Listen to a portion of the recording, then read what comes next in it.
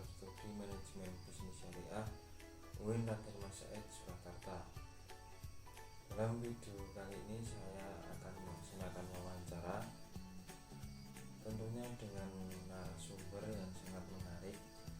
Beliau adalah seorang pebisnis dalam bidang peternakan sapi. Kebetulan juga dekat dengan rumah saya, karena memang di Boyolali ini adalah kota yang terkenal sebagai penghasil susu, dan sebagian masyarakatnya memiliki usaha dalam bidang peternakan sapi.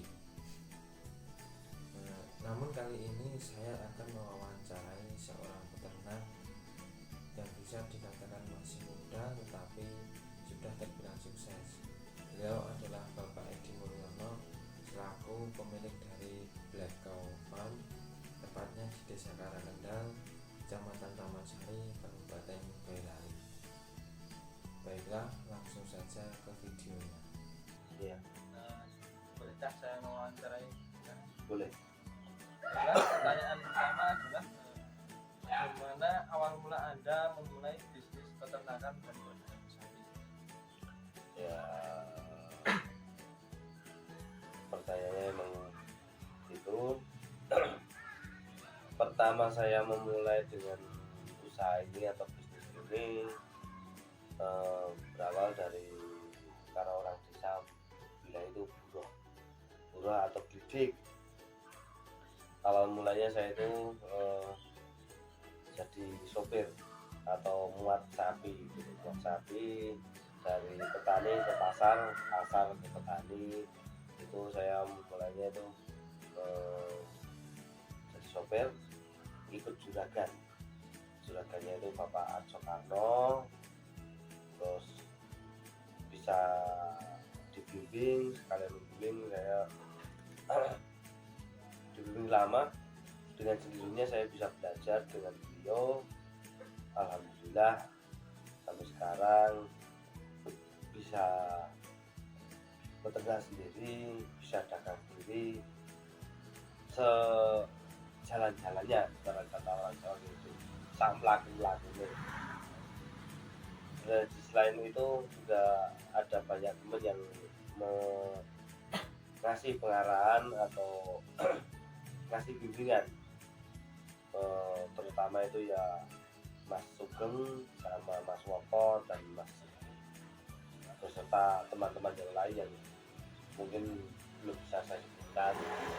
Itu banyak teman-teman yang membimbing, memberitahu atau mengajari dalam bidang sapi, dari harga sapi, jenis sapi, cara perawatan sapi, semua hal dalam bidang bisnis persapian. Saya awal mulanya kayak itu, permulaan saya hingga bisa terjun bisnis dalam jual beli sapi atau ternak. Lalu sudah berapa lama Anda menekuni bisnis ini? Pertanyaan itu berapa lama tahap itu sebenarnya sudah lama. Saya itu tuh dari tahun, kalau nggak salah tahun 2000 berapa ya? Apa ya? Sekitaran sekarang itu kalau nggak salah itu sudah sekitar 18 tahun setengah. 18 tahun setengah itu saya dari awal mulanya saya itu terjun ke dunia sapi. Dari buruh tadi, saya katakan buruh tadi, sekitar 18 tahun setengah tahun itu saya terjunnya. Terus kalau masalah dagangnya itu belum seberapa lama, paling baru jalan sekitar 6 atau 7 tahun. Terus apakah ada kendala atau kesulitan dalam Anda melakukan bisnis ini? Ya gimana ya Mas, masalah kendala atau kesulitan itu pasti ada dalam dunia, dalam hidup lah, intinya dalam hidup kita itu mau menjalani apa sesuatu pasti ada kendala, ada kesulitan. Apalagi dalam dunia bisnis sapi itu kan harga mau jual beli sapi itu dagang sapi itu kan nggak ada patokan harga. Itu istilah dalam dunia dagang tafsir, cuma terawangan. Harga itu terawang, tafsir ditafsir harganya gitu. Kesulitannya banyak. Pertama, ada masalah pemasarannya, penjualannya. Utama kalau sekarang itu setelah petani atau peternak itu kena musibah PMK kemarin, penyakit mulut dan kaki, semua peternak sapi atau pedagang sapi mengalami kerugian yang besar.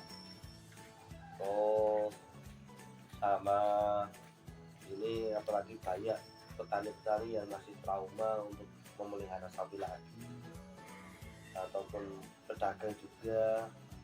Otomatis dampak dari kami si pedagang, penjualan sama pembelian itu turunnya drastis. Apalagi musimnya juga musim kayak gini, pembeli sapi, si petani mau beli sapi untuk dipelihara itu setelah dampak PMK kemarin itu banyak yang trauma, terus banyaklah kendala-kendalanya itu, kesulitan juga banyak, keuangan ada yang lancar, ada yang enggak, itu udah mutlak. Selanjutnya, bagaimana cara Anda dalam memasarkan sapi? Saya dalam pemasaran sapi pertama itu saya utamakan untuk pelayanan ke petani. Di rumah saya itu tetap melayani penjualan atau pembelian sapi. Pemasaran saya itu utama saya dari petani saya melayani, saya tawarkan ke tetangga ataupun ke sanak saudara. Pertama via online atau HP, itu WhatsApp saya online kan. Enggak, saya kedua caranya saya ke pasar sapi. Ini pasaran saya ada 3, ada 4, Prambanan sama Jatinom sama Pasar Bulog. Dulunya sudah, sekarang tidak Pasar Bulog. Yang 4 itu Pasar Apel. Itu penjualan di pasarnya. Kalau enggak, saya maksimal penjualan di untuk saat ini saya maksimalkan ya di rumah. Soalnya menanggulangi kekhawatiran dari petani dari penyakit tersebut yang menyerang sapi. Saya menanggulangi sapi yang di rumah itu banyak, dari saya itu banyak yang sehat, saya jamin kesehatannya, kualitasnya dan kuantitasnya. Apakah ada pesan untuk para generasi muda yang ingin memulai bisnis atau menjalankan bisnis peternakan? Ada. Untuk jiwa muda ini pertama kurang sambat, dan laku nih tetap semangat. Jerbasuki mau wobi. Intinya itu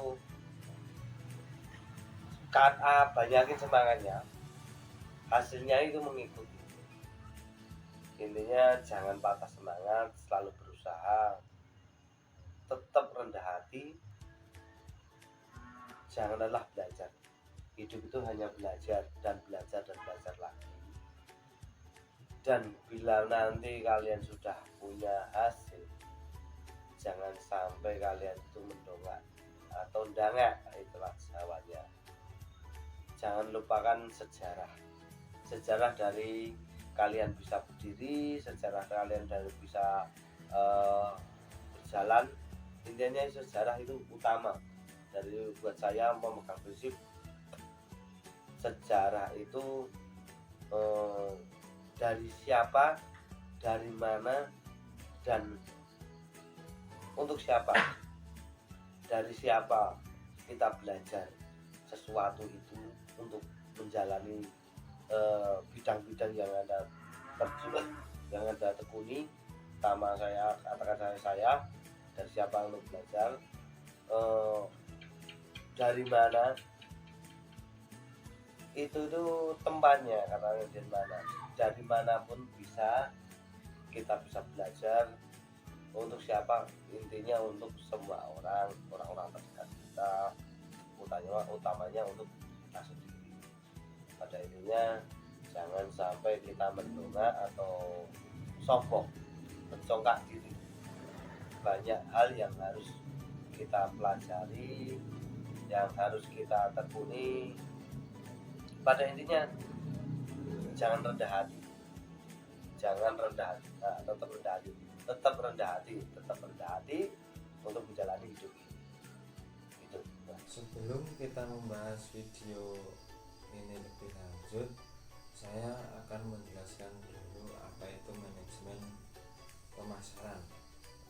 Manajemen pemasaran atau yang biasa disebut sebagai marketing management adalah suatu usaha untuk merencanakan, menerapkan yang terdiri dari kegiatan mengorganisasikan, mengarahkan, mengawasi, ataupun mengendalikan kegiatan pemasaran terhadap suatu produk. Dari wawancara yang telah saya lakukan tersebut, tentunya kita mendapat banyak pengalaman yang telah dijelaskan oleh Bapak Edi Mulyono. Tentunya juga sangat bermanfaat bagi kita para generasi muda.